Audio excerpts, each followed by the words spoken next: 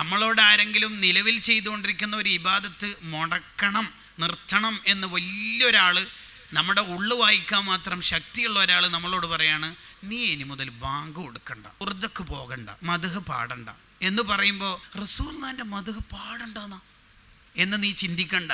കാരണം നീ മദ്ഹ് പാടുന്നത് നിന്റെ വ്യൂസ് കൂടാനായിരിക്കും ഒരു പക്ഷേ, അല്ലെങ്കിൽ മിനൻ നുഖൂത്ത് ചില്ലറ കിട്ടാനായിരിക്കും. ബാങ്കിൻ്റെ സൗണ്ട് എങ്ങനെയുണ്ട്, മക്കത്തെ ബാങ്ക് പോലെ ഇല്ലേ എന്ന 2 കമൻറ്റ് കേട്ടുള്ള ഉഷാറിയത്തായിരിക്കും നിനക്ക്. അത് സ്റ്റോപ്പ് ചെയ്തിട്ട് നിന്നെ റസൂലുള്ളാഹിയിലേക്ക് അടുപ്പിക്കാനായിരിക്കും ആ ആലിം നിന്നോട് ഉപദേശിച്ചിട്ടുണ്ടാവും. അത് നീ സ്വീകരിക്കുക വേണ്ടത്. പിശാച് പല മോഡലിലും വരും. സ്ട്രോബെറി ഡാഫോഡിൽസ് ഫ്ലേവറായ ഐസ്ക്രീമുകളുടെ മുകളിൽ ചെറി കൂടി വെച്ചാൽ ഭയങ്കര ടേസ്റ്റ് ആയിരിക്കും എന്ന് നീ വിചാരിക്കും. ശരി, പക്ഷെ ഉള്ളിൽ വിഷം കയറ്റി വെച്ചിട്ടുണ്ടാവും. അത് നിനക്ക് ബോധ്യമില്ലാത്തതുകൊണ്ടാണ്. മലയാളം, ഇശാ നിസ്കരിച്ചിട്ടില്ല, ഉറക്കാണെങ്കിൽ നല്ലോണം വരുന്നുണ്ട്, സമയം 11:30 വീട്ടിലെത്തി. അപ്പോൾ നമുക്ക് തോന്നുകയാണ് പണ്ട് എവിടെയോ കേട്ടിനല്ലോ കുറച്ച് ഉറങ്ങിയിട്ട് നിസ്കരിച്ചാൽ മതി ഉറക്ക് ഗാലിബായാലെന്ന്.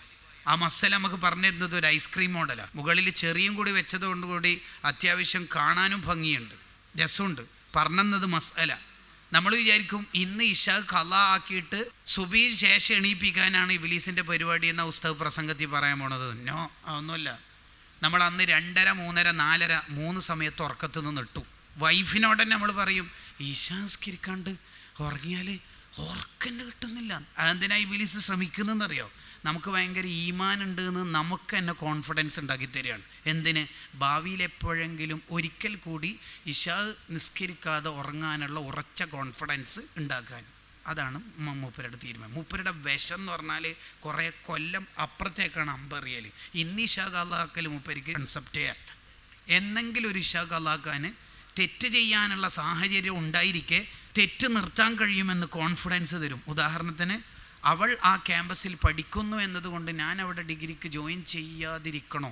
ഇബ്ലീസ് തോന്നിപ്പിക്കും, നീ ഇപ്പുറത്തെ ഗേറ്റിലൂടെ പോയിട്ട് വന്നാൽ പോരെ, ഓളാടുണ്ടെന്ന് ചോദിച്ചിട്ടാണ്. അങ്ങനെയെങ്കിൽ ലോകത്തിപ്പോൾ എന്ന് പറഞ്ഞാൽ തെറ്റ് സാഹചര്യം ഉണ്ട്, എൻ്റെ തെറ്റ് നിർത്താൻ കഴിയുമെന്ന് കോൺഫിഡൻസ് തരിക. മൊബൈലിലെ ആപ്പ് ഒഴിവാക്കണമെന്നോ? അതെന്തിനു മോനെ, അത് തുറക്കാണ്ടെന്നാൽ പോരെ. മാത്രമല്ല അതെല്ലാം ഒഴിവാക്കിയാൽ വയലും മദ്ഹ് ഗാനെല്ലാം എങ്ങനെ കേൾക്കുക?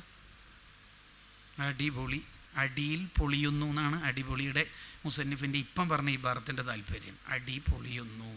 ഭയങ്കര ചതിയനാണ് ഇബ്ലീസ്. നമ്മളെ കൂടെ നടന്നിട്ട് പറ്റിക്കുന്ന, ചതി വെളിവാക്കുന്നൊരു ഘട്ടമുണ്ട്. അതാണ് പരലോകം. അന്ന് ഇബ്ലീസിനോട് മനുഷ്യർ ചോദിക്കും, എത്രേ നിങ്ങൾ നമ്മളെ കൈവിടുകയാണോ? യെസ്. ഇത്രയും കാലം പറ്റിച്ചിട്ട് എന്തിനാ എൻ്റെ പരം കൂടിയത്? പച്ചക്ക് ചോദിക്കും, ഫേസ് ടു ഫേസ് പറയും. ഇബ്ലീസിന് പിന്നെ കള പറയാൻ കഴിയില്ല. ഇബ്ലീസ് അന്ന് സത്യം പറയും.